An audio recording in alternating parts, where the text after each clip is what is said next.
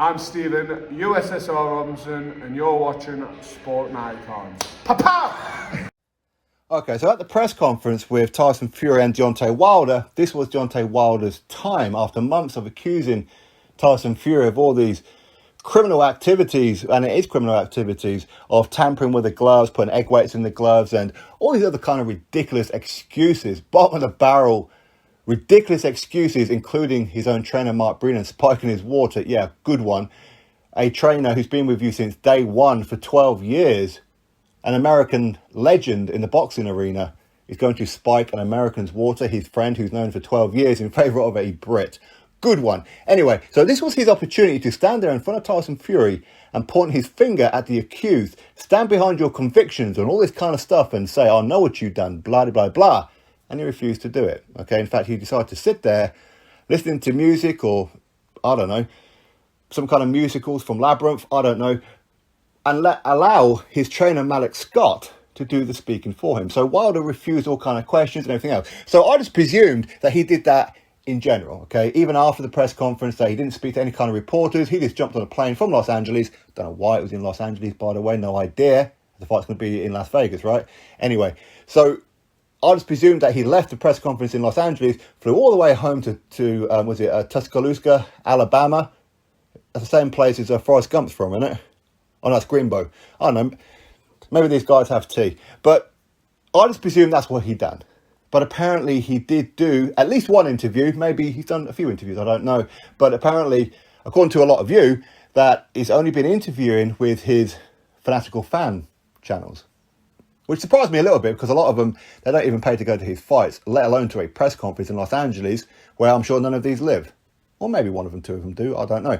Anyway, so, I mean, that didn't surprise me too much, because he's not going to be wanting to answer any kind of hard questions from general people who can speak and think for themselves, who will point out things to Deontay Wilder, who, if Wilder says something stupid, which is very likely, they're going to put him up on it. These guys and girls won't.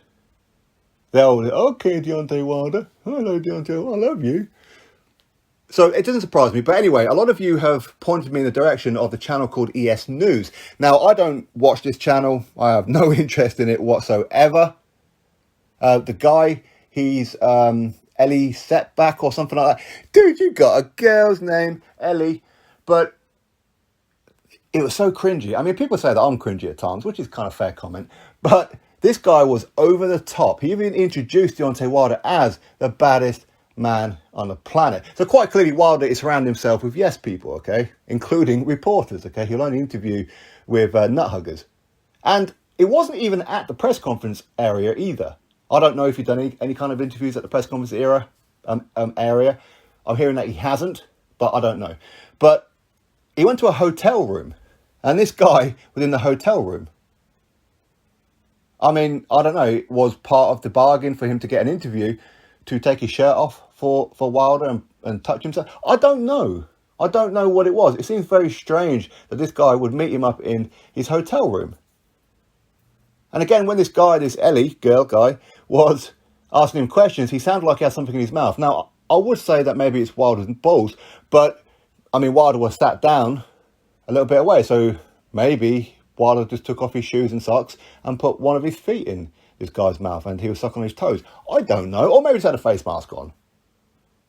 We really don't know, do we? We really don't know. But anyway, this guy's, he's starting off by saying how he's the baddest man on the planet. I've seen you post out your pad work clips with your new trainer, Malik Scott. Oh my God, this was brilliant. It's like you were a 147-pound fighter, the way that you using the jab and going under it and blah, blah, blah, blah, blah. A 147-pounder. How cringy are you? How do you have so many subscribers? I don't know. I really don't know. Again, this one interview, which would probably about 15, 20 minutes worth, he chopped up into like a dozen pieces, 2 or 3 minutes at a time. Talk about milking it. Talk about trying to get as much money out of it as possible. And if Wilder can't see that this guy was quite clearly trying to use him to try and make some money, then I don't know what to tell Wilder. But these weren't the only kind of things that he was saying. He was saying how he thought that he beat Tyson Fury the first time round because he dropped Tyson Fury twice. What? What about the other 10 rounds, you doofus? I mean, this is a guy with a boxing channel but doesn't know how to score a fight. What about the other 10 rounds? What about the fact that in those 2 rounds when Fury got knocked down, that Fury got up and won the rest of the round, and in fact was winning the round before the knockdowns, especially in round number 9. So therefore, those 2 rounds, they're not 10-8 rounds. It drives me mad how so many people don't realise that. Those 2 rounds were actually draws, officially. But hey, anyway, what can you do? But quite clearly, this guy is just an absolute rimmer. An absolute rimmer. This guy's content is going to drop the day that Deontay Wilder takes another loss. Whether it's the next fight against Fury or a fight after, whatever it's going to be, this guy's in a whole world of trouble for the absolute rimming that he does. I mean, I know he sounds like he's a little bit squeaky as well. Hey, listen, I ain't the best speaker in the world, but this guy sounds like a little mouse. A little paparazzi mouse. But anyway, so within one of these many clips, of course, that he posted out, he was saying how he's got no proof that Tyson Fury cheated. Much like he didn't have any proof that Alexander Povetkin took PEDs and what? I mean, for God, for the love of God. So you have no proof. But yet, I've had like some of you telling me on social media, because I do tend to get a lot of DMs telling me about a lot of these other channels now, because I don't watch these other channels, okay? I really don't. But apparently some of these channels saying how Wilder has got proof, he's got like the doctor's certificate and blah, blah, blah, blah, that Tyson Fury cheated and yeah. But yet, Wilder just said in this interview that he doesn't have any proof. So either you are lying or he lied to you. Which one is it? Because he's saying he's got no proof. Okay, so you've got no proof, but you're still going to accuse a man of criminal activity because you truly believe it. So truly believing something means it's fact, yeah? Okay, well, I truly believe because Deontay Wilder says how he wants to be pregnant, which is a fact, by the way, he has said that, and the fact that he keeps on twerking, which is a very, very female thing to do, I believe that somewhere along the lines he's got a boyfriend somewhere. And it's probably Malik Scott, to be fair. Don't be surprised if one day it comes out in the news at some point. Don't be surprised if pictures get leaked. Now, I'm not saying that is happening because I don't know. But I'm not going to make videos saying that Wilder is backed from that side. That maybe he likes both. I don't know.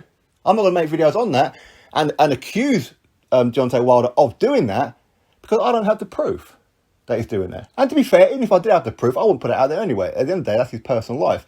But the point is, you can't accuse people of something without proof. You have exposed yourself there. If you have no proof that Tyson Fury cheated, then you should not be saying it. Okay? You shouldn't be doing it. And quite why Tyson Fury is okay with this is beyond me. Why he hasn't taken action. In fact, he's actually rewarding him with an opportunity. He's gifting Deontay Wilder an opportunity because he could walk away. And worst case scenario is that arbitrator will just award Deontay Wilder damages. Because at the end of the day, he can't force Fury to get in the ring and he can't strip Tyson Fury of the WBC belt. He can't do any of that. So he could just award him damages. Pay him rather than fight him and then go fight Joshua. He could do that, but quite clearly this whole thing was a setup. Now, to go back onto this Eddie girl dude, you are an absolute rimmer. I mean, I can be cringy at times. Hey, listen, I can admit it. But you take the absolute piss with what it is that you're doing. I mean, I don't know. Is he Deontay Wilder's friend? Hey, maybe he's still got something going on. Maybe. You never know, right? You never know. But yeah, it was pretty bad. It was really bad, to be honest with you. I actually felt a little bit embarrassed for the guy saying it. I don't think he actually heard himself. I wonder if he actually listens to them back. I mean, if that was me, I would probably edit those bits out. I ain't going to lie. Because they were bad. They were really bad. But you see, this is what it takes to be a Deontay Wilder fanatic. You have to lose all common sense at the door.